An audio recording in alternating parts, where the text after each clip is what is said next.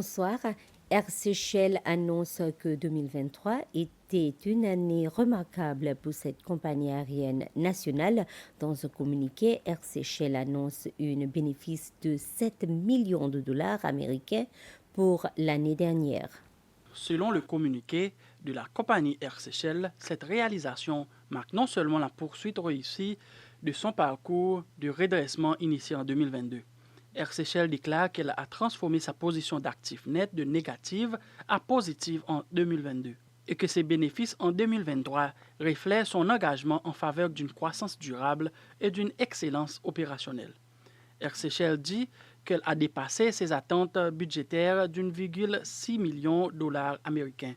Il s'agit également d'une deuxième année consécutive rentable pour cette compagnie aérienne et a dépassé les objectifs du plan quinquennal de 4,7 millions de dollars américains. Air Séchelles affirme que ces chiffres illustrent le dévouement de la compagnie aérienne à dépasser les objectifs fixés. Le ministère des Finances, du Développement national et du Commerce a annoncé une révision à la baisse des prévisions de croissance économique pour l'année. Le ministre Nadi Hassan a fait cette déclaration à l'Assemblée nationale.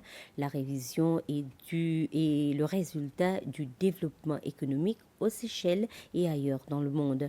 L'industrie du tourisme où les arrivées de visiteurs augmentent à un rythme beaucoup plus lent que prévu est un facteur contributif.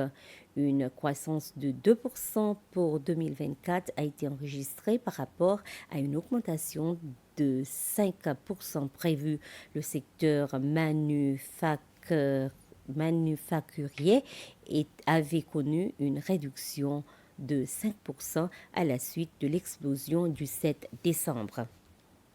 Toujours à l'Assemblée nationale, les membres ont approuvé 2 amendements à propos des infractions commises sous le code pénal. Ces amendements sont proposés par le gouvernement sous forme d'un projet de loi présenté aujourd'hui.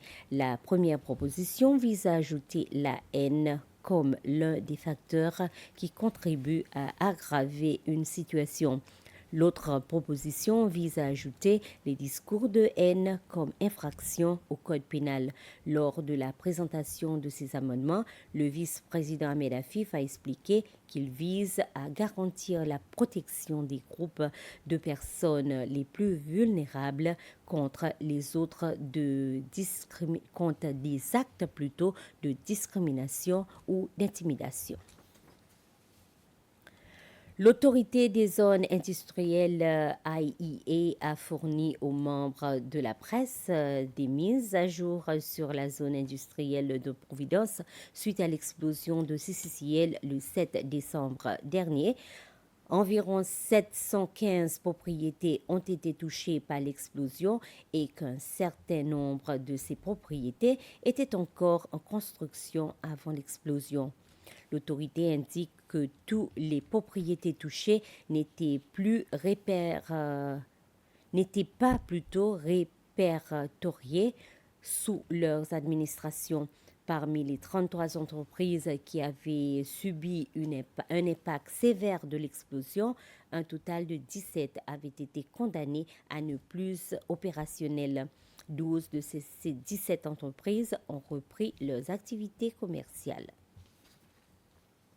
Un groupe de 20 bénévoles et le personnel de l'hôtel du Cap-Pralais ont nettoyé le sentier de Salazie situé à Bessétane-Pralais malgré qu'il pleuvait.